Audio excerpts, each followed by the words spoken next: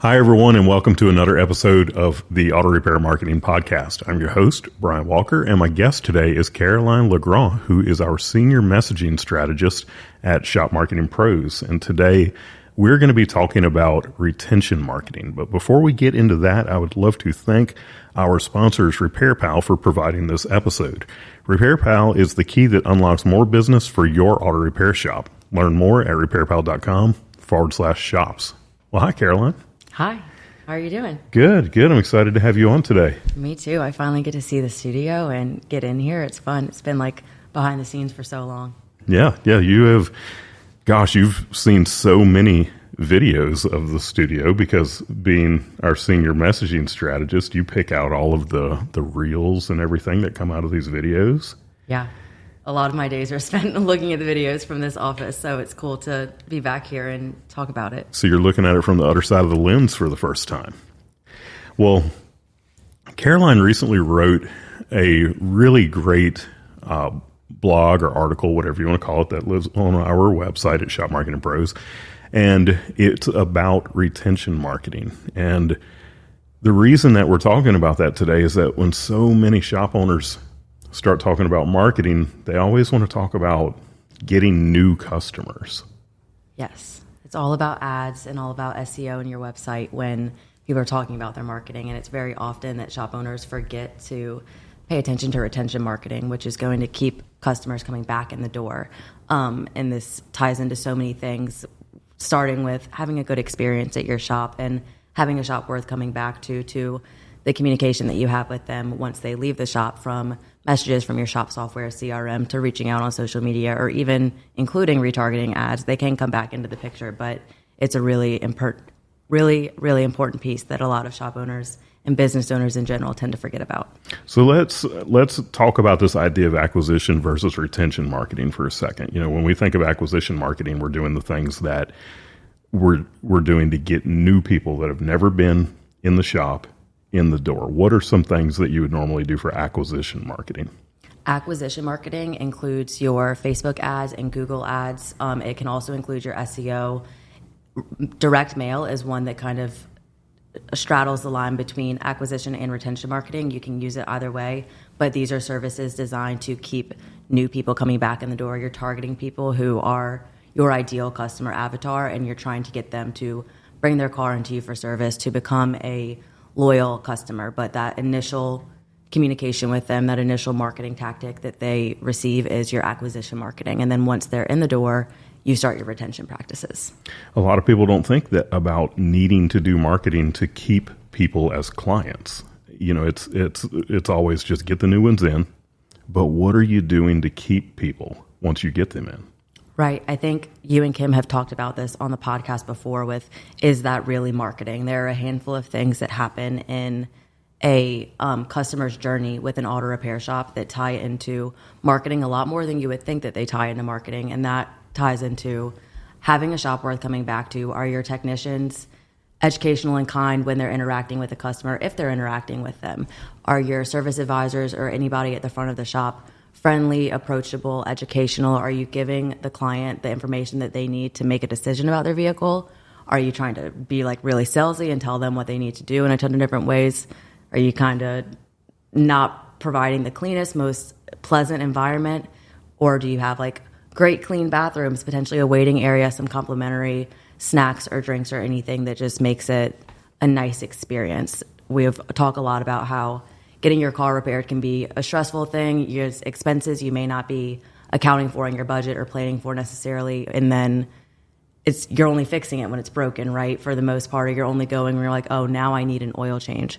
So setting your shop up to make sure that that's a pleasant experience for the people coming in your doors is a great way to start that idea of retention marketing and keep them coming back. If they have a good experience with you, they'll be more likely to come back or tell other people about you as well. Yeah, the consumer of today is not the same consumer from 30 years ago or even 20 years ago. You got options. I think you do. And I think about with my parents, for example, when they would do business with someone, it was just about, can this person competently do this thing?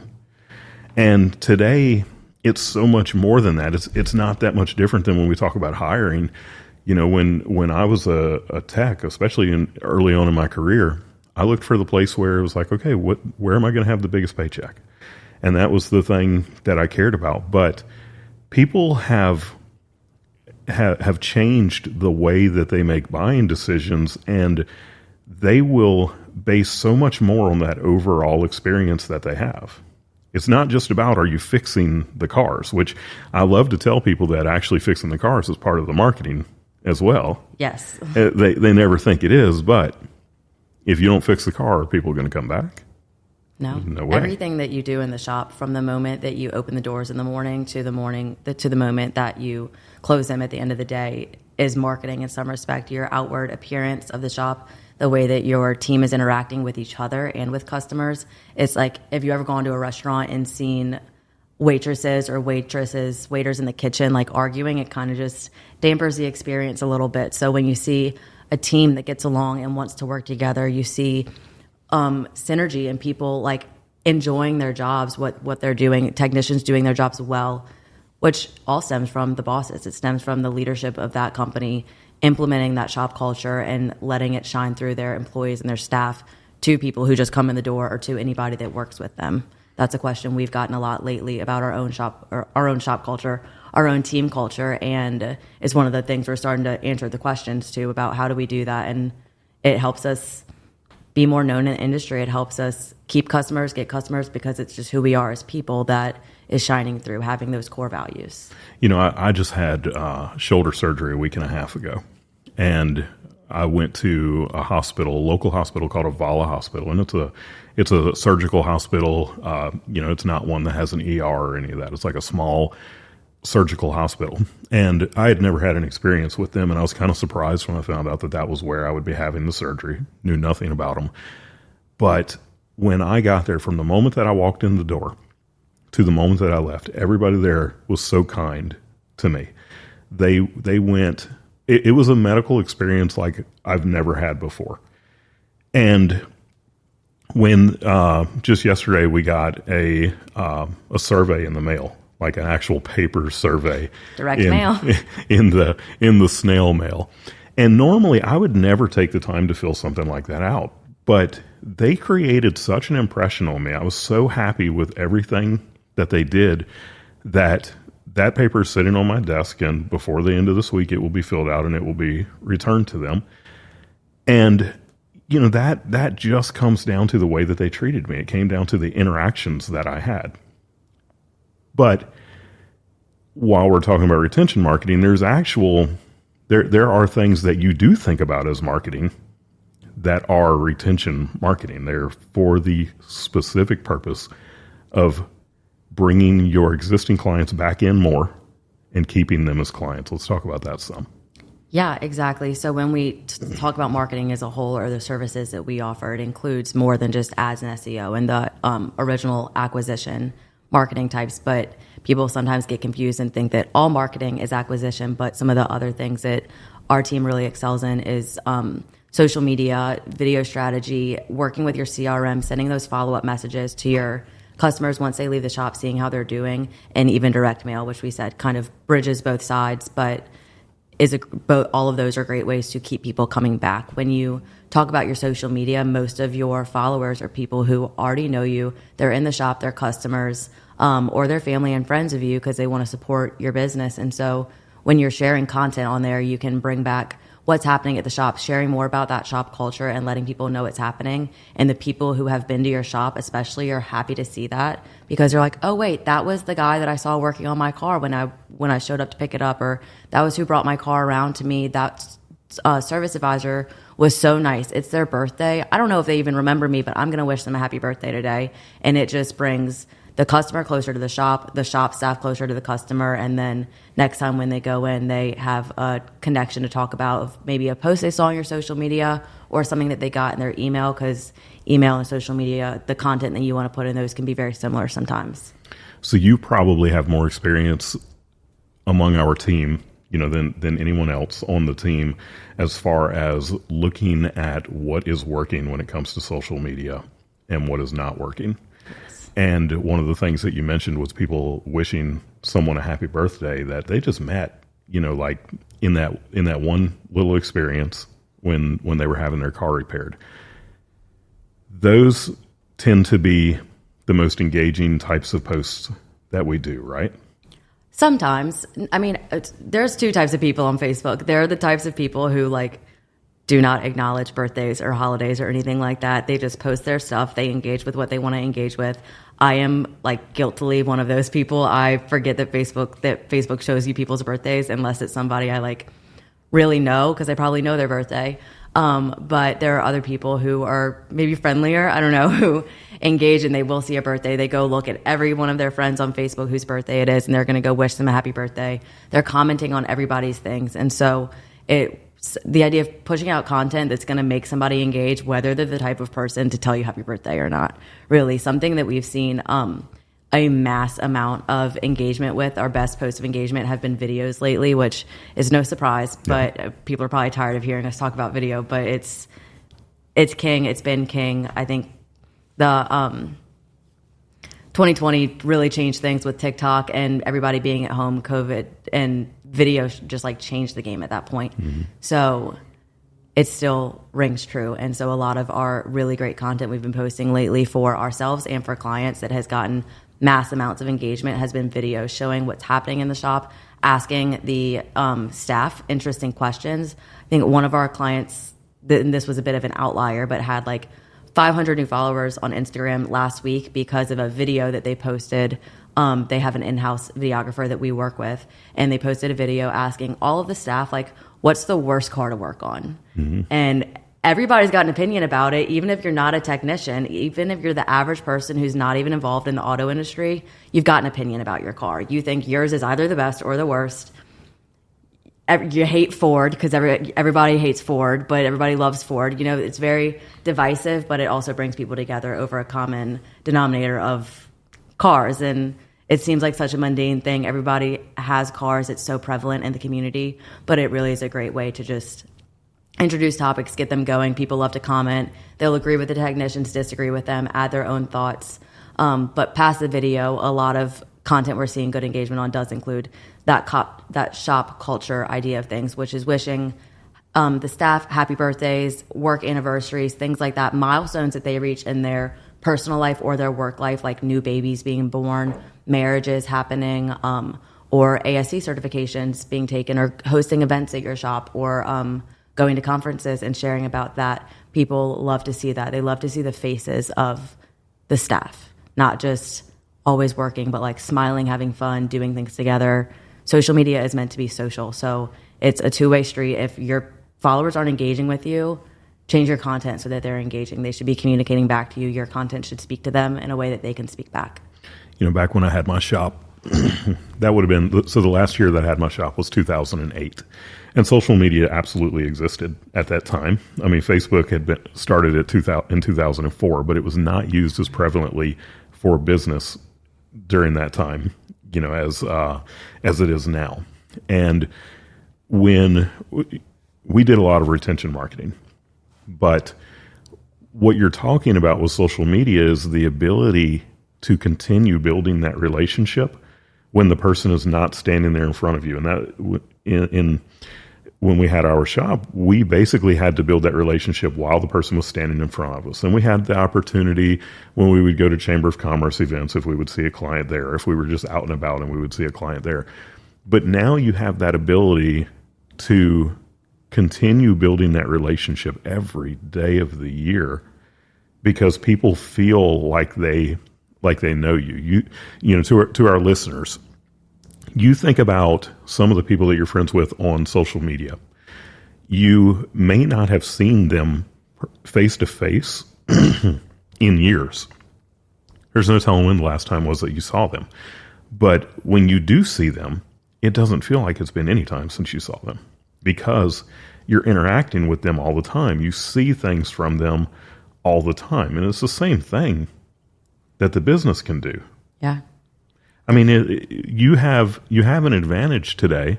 I mean, between social media and the video studio you have in your pocket and all of those things that just 15 years ago, we really didn't have the ability to do that. So All right. So what are some of the other things? We're talking about social media. What are some of the other things that are marketing, but would really be retention marketing? The way that we use email marketing is mostly retention based, and it's very similar to social media in the sense that you want to share that kind of newsletter style email of what's happening at the shop, what's been happening this month or the past few weeks, who have we celebrated, what super cool repairs have we worked on, anything like that. An easy way to do this is utilizing your shop's CRM or shop software. If they can send custom emails, you can just go pop a little bit of information in there, a couple pictures, and send it to the people who have been in the shop recently or who haven't been in the shop recently to reach back out to them with that, using your CRM as well to maybe send a slow day text blast if you're really slow, abnormally slow, more than you expected, or appointments open up on the books to let people know that there's space to come in, which marketing, and you're only sending it to the people who are already customers, utilizing that to offer them special offers during that time if that's something that you're interested in your shop, to get them coming back, reward them for being a good and loyal customer. So if they've been there 2 or more times and they've left you a review before, you give them a little incentive that you don't tell them you're going to do it if they leave you a review, but like you look on your side, and if they've left one, you can say, hey, thanks, we appreciate that. Here's 10% off your next repair order, whatever you need done, just give us a call. Just keeping in touch with them, staying top of mind. We always wonder whether or not email is dead, but it's kind of the same way with social media. Even if they're not always engaging, they're going to see your post eventually, and it keeps you top of mind. Even if they're not opening the email, they might not be reading your blog, they may not click on it, your name still shows up in their inbox. It's just like sending somebody a message, whether it shows up on their newsfeed, in their text inbox, or in their email inbox. You're staying relevant and top of mind, which ties into direct mail, sending it into your physical mailbox at your house. One way to use direct mail for your retention is to target your existing customers and existing clients. Those are people you know have been in the shop. You can adjust all of your numbers and ranges to make sure that they are the people that you want coming back into the shop by something as specific as the VIN number or their average repair order or their last repair order, to where they live or how many times they've been in the shop, to send them, again, a special offer just coming back in the shop. One that we've seen done before that worked really well was a shop moved to a new location right down the street from where they were, and they wanted to just kind of let their customers know about it. So it was hey, we moved, but we're really right next door to where we were, but thanks for supporting us along the way. We now have, you have a gift card here for like $50 off your next service. And it went really well to keep people coming back in the door, but also inform them that a change had been made to the address. So there's a couple of things that you said there that I want to touch on, going back to email marketing, actually. So you're mentioning the CRM. Most of the shops that we work with have a CRM that they use.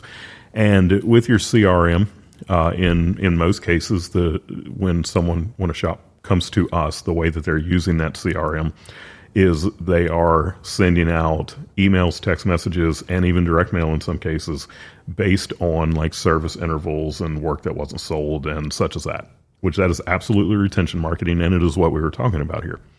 But you also mentioned the newsletter content, and I want to sit on that for a minute, because there is such a missed opportunity when people don't do that.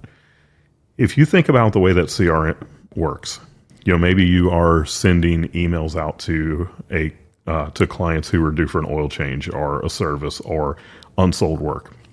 About the most that they're going to get is an email from you every 4 months, maybe every 6 months. But that newsletter content, you don't realize that your CRM can do that as well. Like so many of these shop owners don't know that they can do that right with their CRM. You can send out that monthly email. And many of you think, well, I don't want to do that, because you, as a business owner, think about how many emails you get in your own inbox, and you think to yourself, well, I don't want to put another email in someone's inbox. Or you think to yourself, it's not effective because of the amount of emails. But you are in a little bit of a different situation than many of your clients, in that as a business owner, you get a lot more emails. You get all these B2B emails. You're inundated with them. And yes, everyone gets a lot of emails, but most people are not getting marketing emails on at the level that business owners do. So get that out of your head, because emails absolutely work for driving new business. But that newsletter content that you're talking about, and I also want to specify, we're not talking about that newsletter that just scrolls and scrolls and scrolls and it's got grandma's, pecan pie recipe and all that stuff in it. Right. We're talking about just an email that you would send out on about a monthly basis that might have 1, 2, maybe even 3 little things. It includes a video that you created this month, or a blog post that got put on your website this month, or maybe a special or car care tip or something like that. Fairly short email. But when that hits people's inbox, the phone will start ringing. We see it over and over for our clients. We've seen it in our own marketing as well, too. When we just looked at our year in review, the months that had better social media engagement and better email stats, higher click-through rate, higher open rate, the months after that, or right around then, were the months that we had the most new business. Mm-hmm. And so a lot of those people, a lot of people who come in who might start in our sales process likely may have already been on our email list, because we do approach kind of from an acquisition standpoint if we get somebody's email. But when you're talking about it for your shop, is whether or not it's a new person or not, they're calling, they're letting you know what's going on. And in our case, maybe they get our email and then they're like, oh no, I never responded back to Caroline about that social media campaign we were going to run. Let me email her back because I just saw the new blog post from Brian that got sent out in the email. It's always me emailing everybody those things anyways, but they'll email me back from the other email. So it does help. That is that same idea. Retention marketing is what keeps you top of mind and keeps people coming back. One of the things that keeps people coming back is remembering you and keeping yourself top of mind for them. It's just that reminder, hey, we're here. We know you don't need anything right now. If you do, if something happened with your car, let us know. Give us a call. Maybe we have a special offer for you. Maybe we don't, but just we're here. Yeah, and there are other great ideas that you can do for retention marketing as well, like hosting events at your shop, and inviting your clients in. One of the things that we used to do early on at our shop is we would send Christmas cards to our entire database. But then we stopped doing Christmas cards because we realized how many Christmas cards people get, and it kind of gets lost in the mix. So we experimented with Thanksgiving cards. One year we were a little bit late, so we sent a Happy New Year's card. So we sent a card. It was around the holidays, but it wasn't right in the middle of getting all of the Christmas cards. Yeah. And that works to drive new business anytime that you have the opportunity to engage with your client base.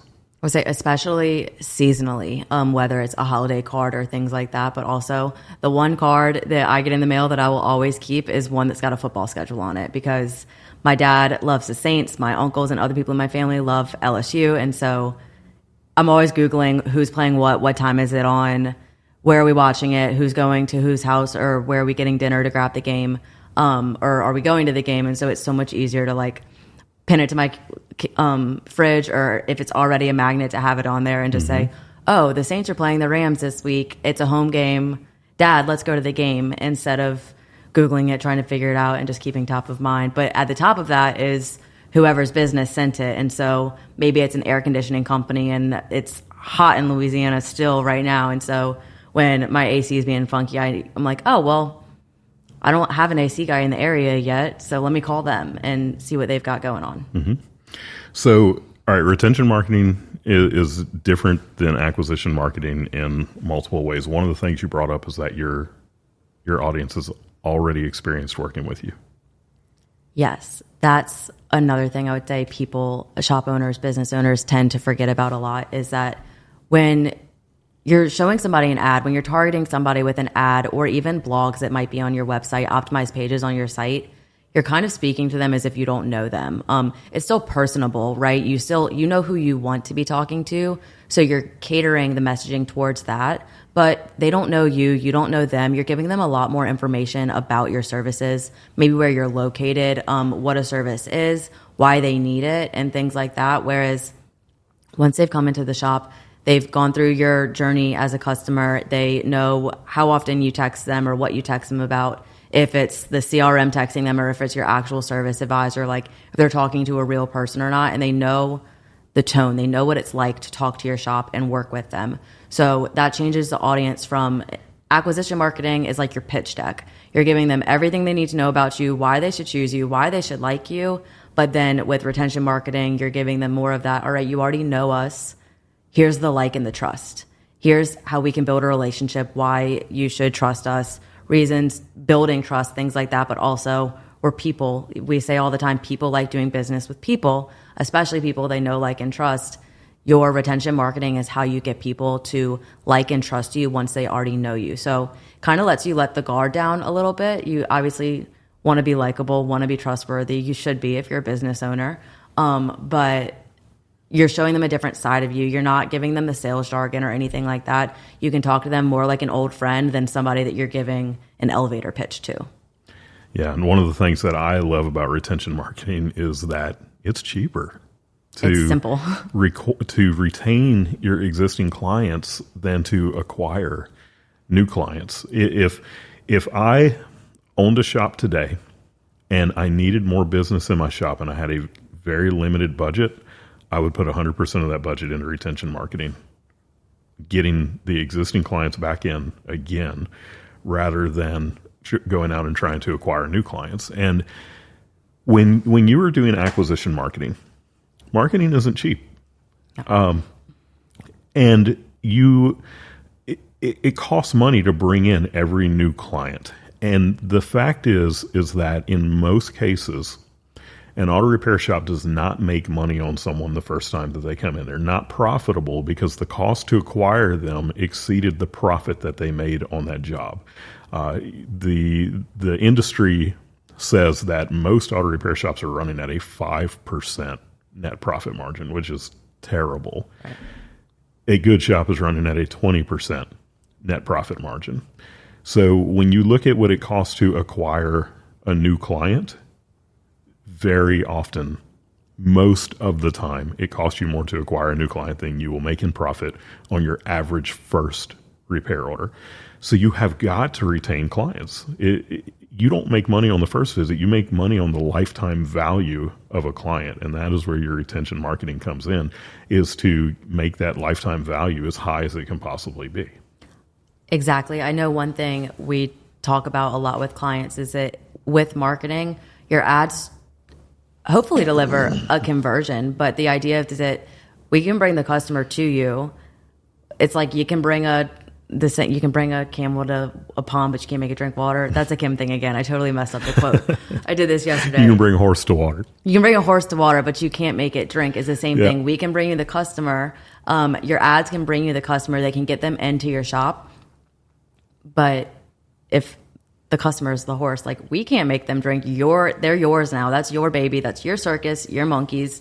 You have to bring them in and, like, make the shop worth coming back to. Give them a reason to drink the Kool-Aid, right? And stay a member of your community, stay a customer of your shop, and keep them coming back. With that, though, it's the idea of retention, or the idea of the cost, is that it is less expensive to do retention marketing, because with the exception of direct mail, social media doesn't really cost anything. Utilizing your CRM, you're probably already paying for it, so it doesn't really cost anything, aside from if you're paying somebody to do it, of course. But it's harder to track the return on investment. So that's where a lot of people get really hung up, is that, well, I don't know if they're coming back because they saw that social media post. So was having that social media management as the service at all, like, worth that money? Is that they're receiving so many touches from you, whether it's through email or a retention mailer or social media or a follow-up message from your CRM that actually sounds like you, not like the doctor's office text that you get that's like, are you better? Cool, thanks. Reply yes. That is personable, that they're engaging with so many things. There's so many touches that work together to provide that return on investment that it is kind of hard to track, which, especially from the marketing side, is like always a gamble from time to time looking at it. But when it's set up in the shop to continue tracking those things and know that somebody's coming back, they originally came through from an ad, but then they come in, you have the flyer up, so they liked your social media, you have a QR code to scan, they follow you. We can see them liking your posts, and then when they needed another service, they got a text message or an email about it, and they came back in. Yeah, maybe social. They would have done it regardless, but they also got all of those touches that kept them coming back. And they're getting touches from all these different marketing services, things, they might not be getting so many emails like you mentioned, but they're getting a lot of, if they went to one auto repair shop website, chances are their Facebook is now full of ads for auto repair shop stuff. I'm always getting auto repair shop ads just from working in the industry and visiting the sites when it's not even what I'm searching for, that like I need a repair shop. So it's on their feeds, they're seeing it, but they're choosing to come back to you, and they're choosing to come back to you for a reason. Yeah, social media is very difficult to track the return on investment on, but that is something that you should never allow to keep you from doing it, because social media is also the great equalizer, in my opinion. It is the thing that when it is done well, it makes all of your other marketing more effective, because people have some experience with you. Maybe they've never even been into your shop. We're talking acquisition marketing at that point, but the ones who have been in your shop, they've been able to continue building that relationship. And the next time that they come in and you give them that large estimate, they're more likely to say yes to it, because they feel like they know you, they like you, they trust you. So any last advice for someone maybe who has not been doing retention marketing as far as how to get started? I thought you were going to say, if they're not doing it, what do they do? I was going to say, just do it. Just literally just do it. A great way to get started would be starting to utilize your CRM, making sure that you have those follow-up messages turned on, checking in on people after their appointments, or maybe implementing some email newsletters or just other marketing-centric text messages that are not related to their transaction, or social media. Just a couple posts a week. It can be what's happening at the shop. This is how many cars are in the bays this week, and just posting it organically and letting people know what's going on. And with that, encouraging customers that are coming in to like that page so that they're following along with your journey is a great way to just start to build that relationship and build that rapport with your customer base. So last thing, because we hear it all the time from people, I don't know what to post. Give 3 simple social media post ideas that will help people to come to know, like, and trust their shop. We have 2 blogs on that, so we can link those in the notes probably. But 3 easy social media posts would be what repair orders you're working on that day. Take a picture of the bays. These are the cars here. This is what the team's working on. If somebody said we know that there's camaraderie in a shop, right? It's a bunch of guys most of the time, and maybe some women working on cars. There are jokes being told, anything like that. If somebody says something really funny, have them say it again and say it on camera and just share that. This is the joke of the day from the shop. This is what happened. And then a third option could be, say y'all all went out to lunch, or y'all had lunch catered. Y'all did a lunch and learn. Somebody's birthday, you brought a cake, anything like that. Just snap a photo and celebrate that time. Celebrate that day, that person, anything like that. New toolbox, anything that we're celebrating. If you would tell them something about it in person and say, oh, congratulations, happy birthday, that's awesome, this is super cool, it's a social post. And it can go up there. And even if nobody engages with it at first, you're starting it and people will see it. And the great thing with social media is that internet's terrible because nothing ever gets deleted, but social media is great because when you post things, it's like a library and a scrapbook of everything that's happened into your shop, and anybody that wants to know, like, and trust you can go visit that and see it very easily. Oh, like potential clients or potential new employees. Yeah, great stuff. Well, Caroline, thanks for being on with me today. I really appreciate it. You brought some great value to our listeners. I do want to thank all of you for listening again. We are just one podcast on the Aftermarket Radio Network. There are some other great podcasts that you really should go listen to at aftermarketradionetwork.com. Thank you again to Repair Pal for being our sponsors. I hope that you'll listen in again next week. And until then, go fill those bays.